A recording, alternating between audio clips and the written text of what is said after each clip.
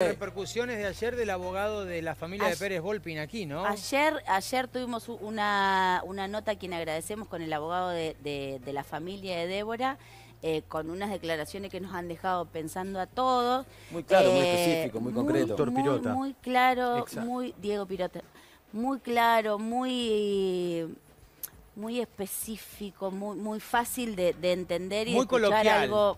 algo que realmente todavía parece inexplicable. Bueno, tenemos en el piso al doctor Eduardo Jerome. El doctor Eduardo es el abogado de Nélida Inés Puente. Nélida fue la anestesióloga que estuvo en el momento de la endoscopía cuando se le hicieron a Débora. ¿Cómo le va? Gracias por venir. ¿Qué tal, Marco? Jerome, ¿cuál es la situación de su defendida hoy? Bueno, todos en la causa, desde que empieza una causa, los médicos que intervienen pasan a ser imputados de la causa, porque cualquiera de ellos puede terminar con responsabilidad. O sea que son todos imputados desde el principio. Ahora, una vez que empieza la causa, se toman diversas medidas. Por ejemplo, acá se hizo una autopsia primero, después se le fueron tomando declaración a empleadas de la clínica, que concretamente son 4 o 5 instrumentadoras, que de alguna manera tuvieron intervención, tanto sea porque estuvo en el momento del hecho, como las que vinieron cuando se pidieron auxilio. Porque hay que acordarse cómo fue esto. Esto empieza el estudio endoscópico y a los 5 se apagan las luces, porque se hace con luces apagadas para poder ver los monitores, y a los 5 minutos la anestesióloga advierte una alarma respecto de lo que se llama la saturación de oxígeno, que es el aire que respira. Sí. Entonces ahí, cuando se ve la alarma, manda a prender las luces, se interrumpe el estudio, ahí advierte que Débora estaba muy hinchada, tenía especialmente acá, la boca, los brazos, los tenía muy hinchados. Indudablemente después se determinó qué pasaba, que estaba lleno de aire. Sí. En ese momento era un acontecimiento Doctor, ¿pero insólito. estaba llena de aire Débora porque su defendida le puso una máscara en la cara? No. Esto No. fue previo. Yo te voy a contar cómo fue la sucesión de los hechos. Entonces, cuando se prende, hasta ese momento no había máscara, no había nada. Estaba en una situación de esa forma, entonces se pide auxilio. Cuando se pide auxilio, vienen urgentemente un cardiólogo, que en este caso era una cardióloga, vienen 2 médicos de terapia intensiva y vienen otras instrumentadoras, otras empleadas trayendo los elementos, carros de paro cardíaco, o sea, elementos que son. ¿En cuánto tiempo, perdón? Es inmediato, porque aparentemente la cardióloga estaba afuera, muy cerquita, o sea que deben haber pasado, no debe haber llegado un Pero minuto. esos elementos para hacer la asistencia cardiorrespiratoria no estaban en el lugar, estaban en otro lado, una sala contigua, Están al lado. otro piso. Según escuché, a las instrumentadoras estas tienen su farmacia o su lugar al ladito a la salida del quirófano. O sea que aparentemente agarraron el carro y entraron corriendo. Un carro que por otra parte no se llegó a utilizar. Pero sí entraron corriendo la cardióloga y los médicos de terapia.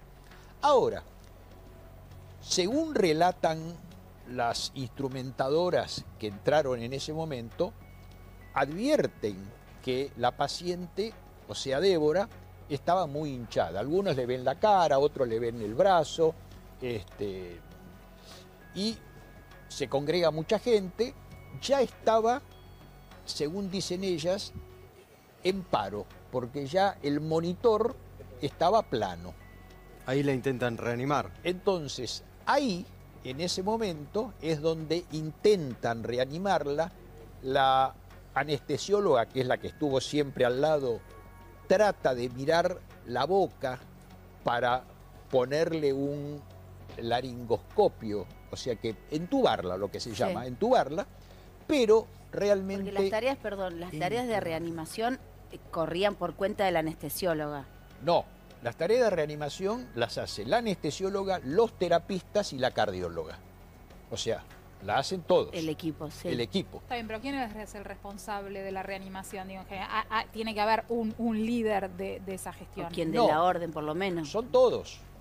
Porque Pero- los de terapia también. Pero espera que quiero llegar a eso, porque te quiero decir que según surge del informe médico, ya la reanimación era tardía.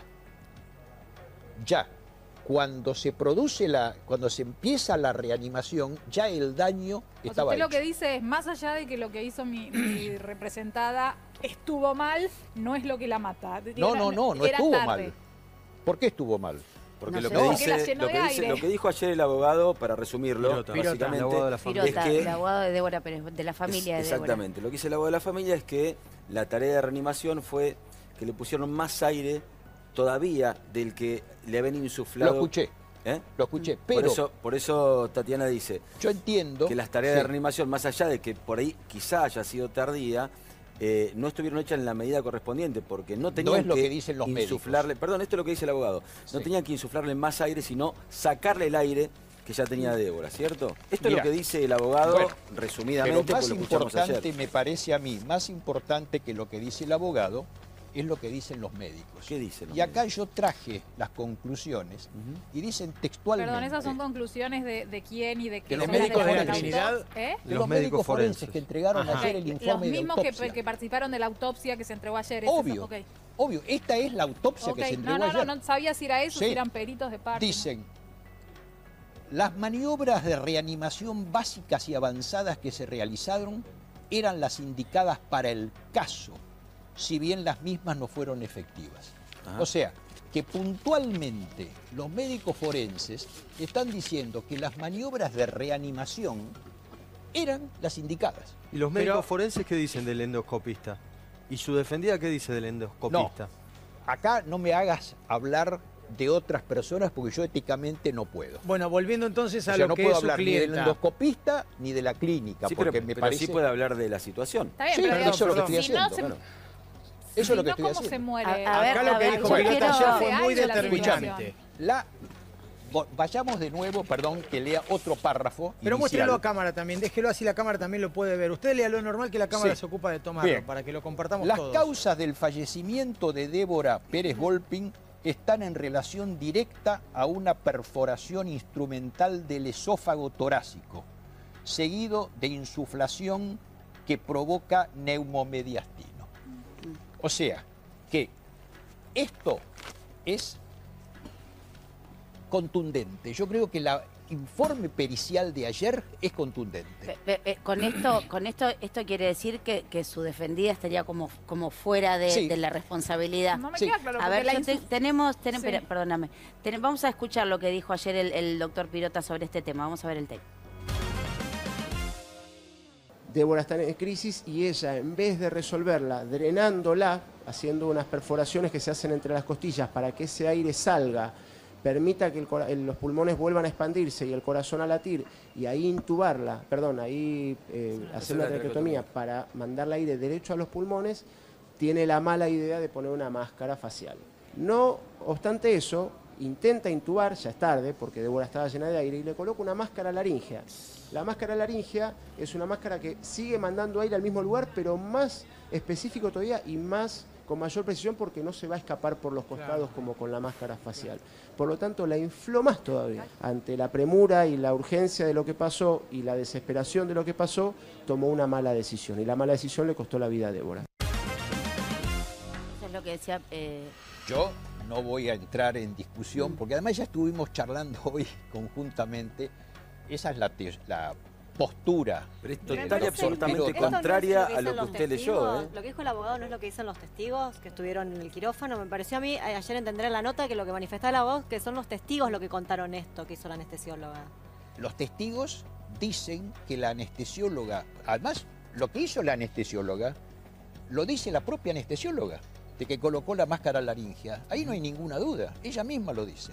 Ahora, lo que dicen los médicos es que las maniobras de reanimación son las indicadas. Pero ¿Será indicado discúlpeme, darle doctor, más aire cuando disculpe, estaba lleno de porque aire? así preguntamos todos. ¿Usted considera, por ahí, no sé si me va a responder si es sí, si me va a decir que sí, pero que su clienta quizás actuó con un proceso o en un estado de pánico y shock por la situación que se venía atravesando, viendo que una persona a la que se le estaba practicando una endoscopía, algo cuyo riesgo es de 0,04, se le estaba yendo de este mundo, porque la persona se estaba muriendo. Pero ¿por qué estaba en shock? No Estaba sé, haciendo por eso le estoy preguntando a usted. Porque yo no soy médico, ni creo que ninguno de nosotros lo seamos. Entonces, me parece que no siendo médicos y no siendo especialistas, nosotros tenemos que atender a lo que dicen los expertos. Y los expertos es este informe que Por tiene... eso me parece, perdón, muy raro, muy extraño, que el abogado de la familia esté diciendo una cosa y el informe, y a usted, según el análisis, me encantaría leerlo eso, Sí, toma. esté diciendo totalmente lo contrario. Te lo regalo. No, pero el doctor dijo recién que le puso la tenemos- máscara. sí, le No, puso. pero que las maniobras de reanimación Sean las son las correctas. adecuadas. Según lo que dice el abogado No de la fueron las familia, adecuadas. no fueron las adecuadas. A ver, tenemos no lo el- digo yo. Por Lo eso dice digo, ahí. me Fíjate, parece... está Tenemos puesto el- en resaltador ahora amarillo. lo vamos a ver, porque tenemos en línea a la doctora Mariana Lestelle. Hola Mariana, ¿cómo estás? Gracias por atendernos. Hola, Majo. ¿Cómo va, te va? Mariana? Mariana, estabas... Perdón, ¿me subís un poquito el retorno que les escucho lejos? Sí, ¿se le puede subir el retorno a Mariana? Gracias. Ahora, Mariana, ¿nos escuchás? Perfecto. Gracias, Mariana. ¿Cómo les va? Buenas ¿Cómo tardes. va? Mariana, ¿cuál es tu teoría con respecto a esto que estábamos escuchando y lo que dijo el abogado ayer de la familia de Débora? A ver, yo no puedo tener teorías. Yo lo que tengo son las certezas de la que se hizo público a través de la autopsia, que es un documento que ha trascendido públicamente. Ayer lo decía la familia de Débora, el abogado de Débora, le está diciendo ahora el doctor Cerón, que es el abogado del anestesista, si no tengo mal comprendido. Sí, es el abogado. Hay conclusiones escritas por los médicos forenses que impresionan ser muy claras. Ahí hay dos párrafos a tener en cuenta que recién le escuchaba atentamente al doctor Cerón. Hay un párrafo que dice que la causa de la muerte se debe a una perforación instrumental en el esófago y a un mecanismo de hiperinsuflación, creo que esa es la palabra que utiliza el informe, corríjame doctor si me equivoco. Es correcto. Un mecanismo de hiperinsuflación que lleva a barotrauma. Barotrauma son las lesiones que se producen por presión de aire en distintos lugares del cuerpo. Después, en otro párrafo, dice que las maniobras de reanimación fueron las correctas, pero se está refiriendo no a la reanimación temprana cuando la paciente desatura, sino a la reanimación avanzada y tardía, que es cuando llegan a colaborar los médicos de terapia intensiva. La primera explicación que se da, y esto se los voy a tratar de explicar simplemente, los médicos anestesistas son especialistas en anestesia y reanimación. Entonces, cuando uno está en presencia de una actividad quirúrgica, de un procedimiento médico que requiere anestesia, el primero que reanima al paciente y que está atento a los signos vitales del paciente es el anestesista. Cuando un paciente desatura, que quiere decir que baja la saturación de oxígeno en la sangre, rápidamente el que tiene que analizar qué está pasando es el anestesista. ¿Por qué desatura el paciente? ¿Está pasando algo en la vía aérea? ¿Está pasando algo en la parte respiratoria? ¿Está pasando algo en el corazón? ¿Está pasando algo en la sangre? ¿Está pasando algo en el cerebro? Es decir, tiene que repasar en la cabeza, Maju, todos los mecanismos que hacen que el oxígeno esté presente en sangre. Entonces, y en función de esos diagnósticos presuntivos, tiene que actuar.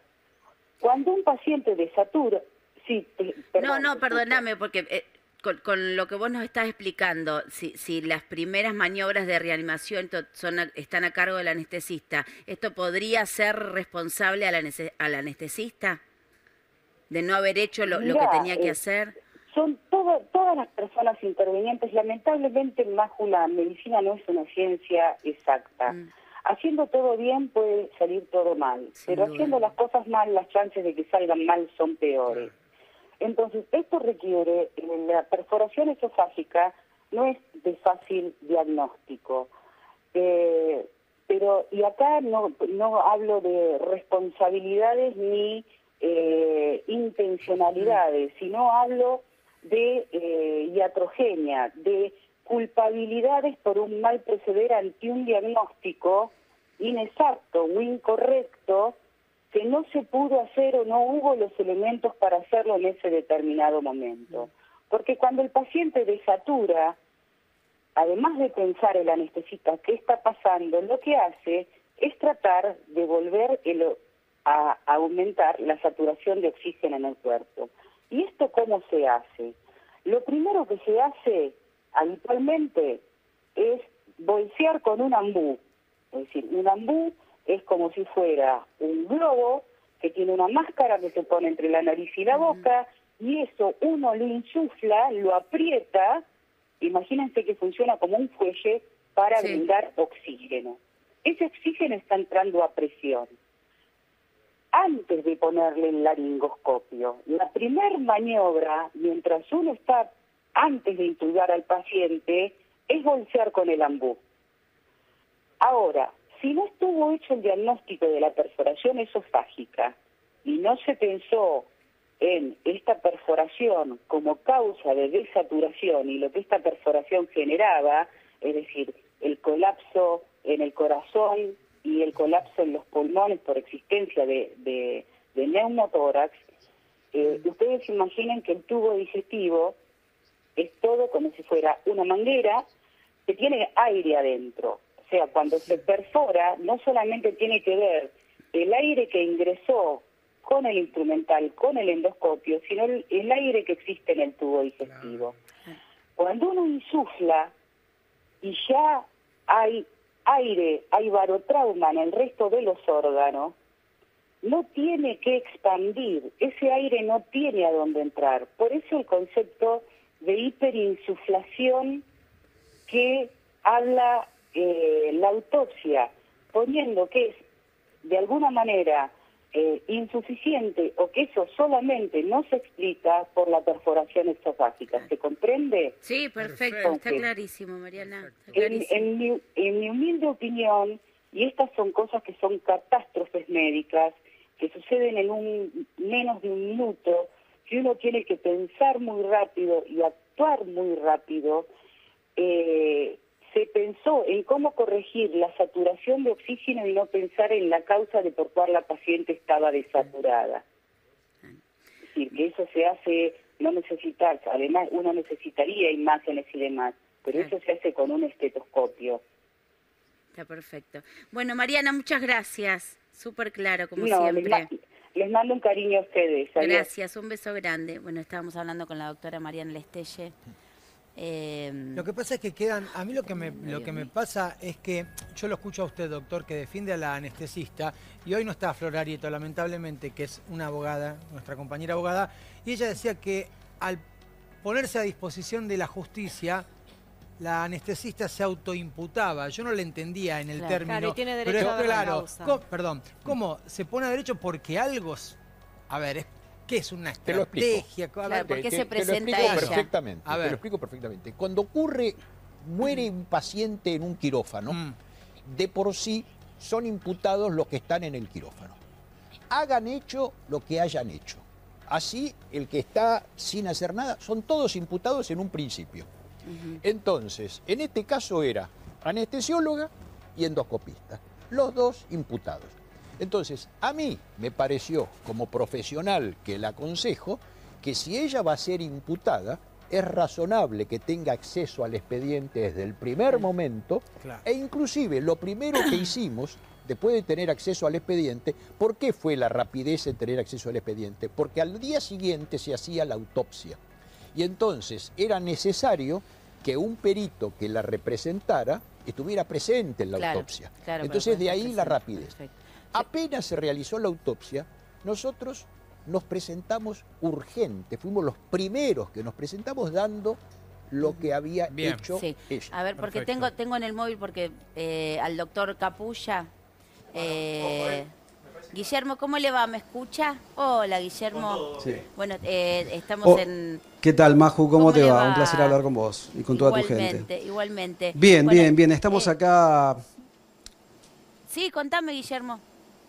en el Centro de Gastroenterología, Diagnóstica y Terapéutica. Estamos en GEDIT, acá en Corazón de Barrio Norte. Es uno de los centros donde más endoscopías se realizan. Me acompaña aquí a mi izquierda el doctor Ricardo Figueiredo, que es gastroenterólogo y endoscopista, y también anestesiólogo Claudio Bednars. Nos van a contar cómo es el procedimiento endoscópico habitual. Acá se ha realizado, me decía Ricardo, desde el día 6 de febrero, unas 10.000 endoscopías, por lo tanto la experiencia aquí es enorme.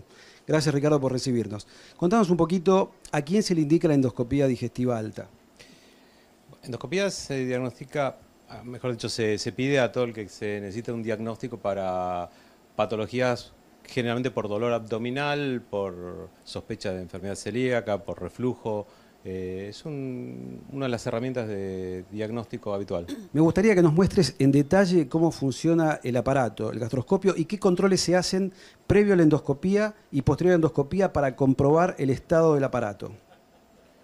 Bien, una vez que conecta uno el equipo, en este caso vamos a trabajar con un endoscopio para gastroscopía.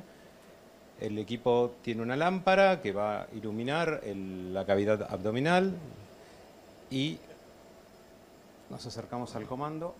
Mostramos el comando para que sean esas perillas. El comando está formado por dos ruedas que hacen que se mueva la punta del endoscopio y en los 4 ejes, y uno pueda dirigir el movimiento del endoscopio.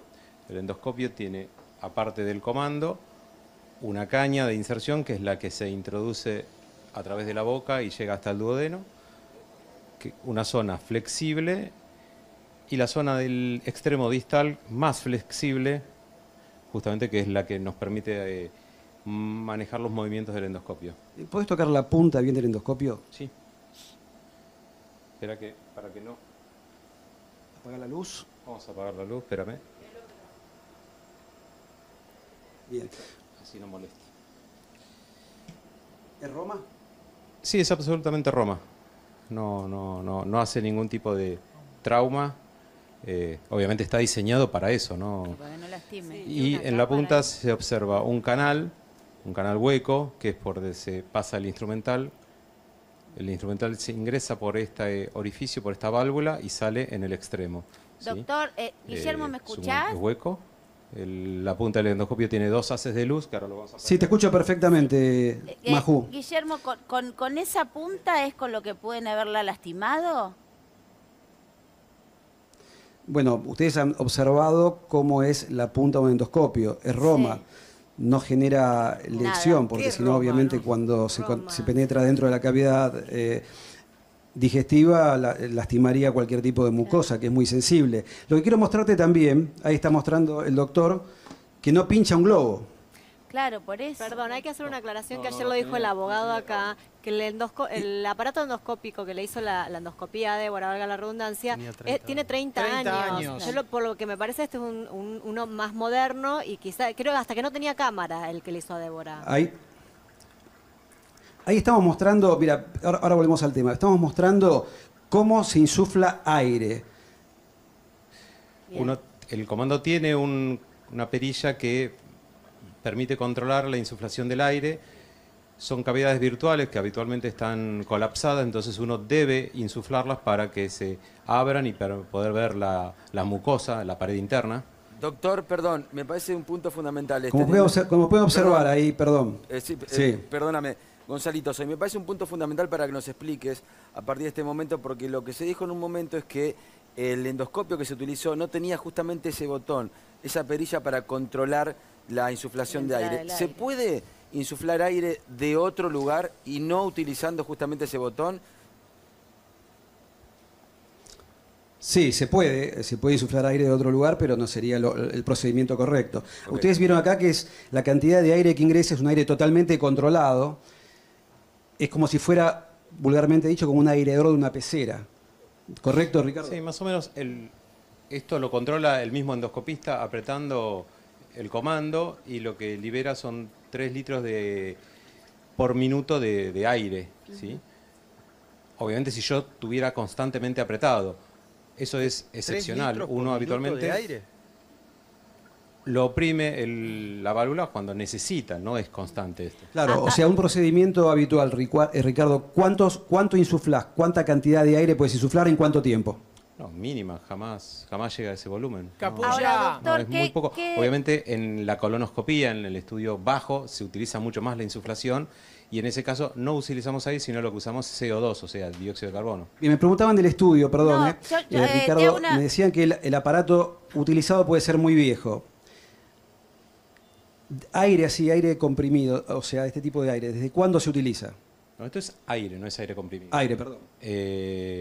No entiendo desde cuándo se... En un endoscopio viejo, ¿puede no tener insuflación de aire?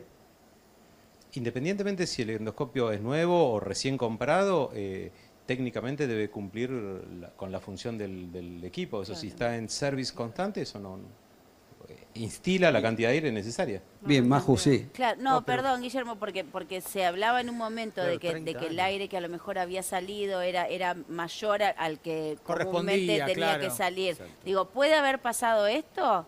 ¿Puede Claro. ser que el endoscopista, que Ustedes es vieron que la que cantidad- regula el aire, haya mandado más de lo que corresponde?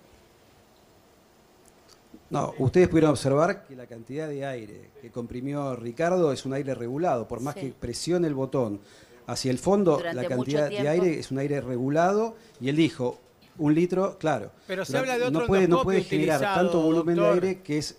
Capulla, pero se habla, ayer el abogado Eso lo Pirota ve- nos dijo, que el endoscopio utilizado es un endoscopio que data de 30 años y ese dato no es un dato menor, ¿verdad? No, seguramente no. Desconozco qué tipo de endoscopio se utilizó. Hay varias marcas de endoscopio. Este es un endoscopio de última generación, obviamente, pero no todos son iguales en los hospitales públicos, en los privados y algunas obras sociales que Ahora, tienen endoscopio. Obviamente hay diferencias. No todo es lo mismo. Guillermo, ¿qué es lo que pudo haber pasado para que suceda lo que sucedió con ella? Bien, yo antes de esto quisiera saludar al doctor Bednar, si me permiten, Sí. y contar brevemente qué función cumple el anestesiólogo en el estudio endoscópico. Gracias, Claudio. Contanos un poquito tu función, cuál es, y en el caso de que el paciente tuviera una complicación, como puede ser una parada cardíaca, una baja de saturación de oxígeno, ¿cuál es tu función? Mi función es brindarle confort al paciente, que se realice el estudio sin que sienta molestias. Para eso hacemos una sedación importante, una anestesia superficial, pero lo suficiente para que no esté molesto el paciente. Si llega a haber algún inconveniente de falta de saturación, le avisamos de inmediato al endoscopista que está actuando y suspenden las maniobras, cambiamos de posición la cabeza, distintas maniobras que es habitual para que el oxígeno llegue bien a los pulmones. En el caso de una parada cardíaca, del caso, hipotético, ¿tu función es la reanimación del paciente? Sí, por supuesto. ¿Ustedes entrenan permanentemente los anestesiólogos? Sí, ya es un entrenamiento básico el cuidar la vida del paciente. Nosotros disponemos de equipos, monitores multiparamétricos que nos brindan en todo momento el estado del paciente. Bien. De haber un paro cardíaco, disponemos de desfibriladores para la reanimación. Bien. Yo les agradezco a los dos. Voy para allá, así liberamos la sala para que sigan trabajando correctamente. Sí, bueno, perdón, sí, Guillermo, 1.000.000 de gracias, súper claro. Viste que cuando uno ve las cosas, a veces, uno no entiende nada, nos estamos desasnando un poco con esto que usted nos está enseñando. Así que gracias, Guillermo. Gracias. No, gracias más que ustedes por habernos llamado. Me parece muy importante esto, para darle tranquilidad a la gente. Muy amable, gracias. Sí, que sepan que es un estudio que hay que hacerse si se lo indica, porque no pasa nada. No dejen de hacer los estudios. No debería. Gracias, Guillermo. Gracias, un beso Majo. grande y muchísimas gracias. No debería, gracias. exactamente. No debería. Muy amable, un beso para todos, muy amable, gracias. Doctor, ¿cómo está su defendida ahora? Después de lo de ayer, después de la conferencia que presentó la familia de Débora, ¿usted pudo hablar con ella? Hablé con ella pero yo le expliqué que ella no tiene que atender a lo que digan las otras partes, porque los abogados siempre tendemos a defender nuestra posición desde todo ángulo, como lo ha hecho el abogado de la familia. Sí, y me sí, parece razonable en base que a lo lo que haga. dijo Pirota ayer. O sea, sobre- claro, porque lo que dijo Pirota fue muy Sí. determinante. Su defendida estuvo al tanto de las declaraciones que vertió en este programa, virtió lo mismo el doctor Pirota ayer. Sí. ¿Qué le manifestó? Habló conmigo y yo le dije que se quedara tranquila porque son manifestaciones del doctor Pirota. Claro. No es lo que surge de la ¿Ella causa. sigue porque trabajando? Ella sigue trabajando, no en la Trinidad, pero sigue trabajando en otros lugares en la que ¿Y lo su hacía. relación con la Trinidad cómo está, la de su defendida al día de hoy? Bueno, ¿Cómo quedó el no, vínculo? Ella no es empleada de la Trinidad. Ujú. A ella la llamaban cuando necesitaban hacer este estudio. Bueno, pero la Trinidad requería de sus servicios, por lo menos los requirió en ese momento. De una contratada. Una Sí, persona contratada. sí, de alguna manera es como le pagaban perdón, por los sería servicios personal que prestaban. externo, digamos. Sí, exactamente. Ahora, usted recién, explicaba que por qué ella se autoimputa de alguna manera en la causa No y de se esta autoimputa. forma. Te aclaro, no se autoimputa, ya está imputada desde que empieza Bueno, la pero causa. ustedes se presentan y yo le quiero preguntar, digo, ¿por qué ustedes se presentan y el endoscopista no? Por ejemplo, digo, hay una decisión de ella de autopresentarse, porque usted dice, Bueno, están por todos requerimiento del imputados. doctor, quizás, Bueno, perdón. ¿no? Pero esto están todos imputados, no están todos imputados. Sí. Imputados, no, estarán desde los medios, pero imputadas las personas están desde la justicia una vez que la justicia los imputa. Claro. Digo, en ese Pero- momento no estaban imputados. Ella se presenta y de esa forma puede acceder al expediente. Claro, Y- pero ya sabemos, cualquier abogado sabe que esa persona, aunque no esté imputada formalmente en un principio, va a estar imputada. va a estar. O sea, la van a llamar.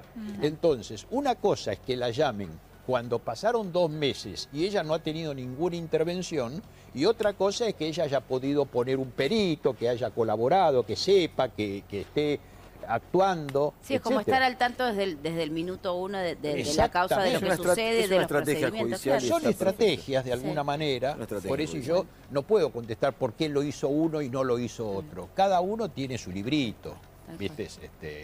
Eso no. Maju, Bueno. una cortita, ¿puedo? Una cortita. ¿Su defendida se reunió antes con las autoridades, antes de declarar con las autoridades No. de la clínica? No, no tiene ningún contacto con las autoridades de la clínica. Ella, al no ser personal del staff de la clínica, no tiene ningún... Más aún, no fue nunca más a la clínica, Claro. no la llamaron más. Y Sí, yo creo claro que que la también van a llamar. debe haber influido que el trabajo en esa clínica ha disminuido. Entonces hay menos... ¿Sigue haciendo endoscopías? ¿Ella? Sí, ella sigue No, haciendo tal vez hacía otra cosa, digo, endoscopías pero en otras... sigue haciendo endoscopías en otros lugares. Sí, Bueno, absolutamente. doctor, muchas gracias. Gracias a ustedes. Gracias por haber venido, Eduardo Jerome, que es el abogado defensor de la necesita del caso de Débora Pérez Volpi.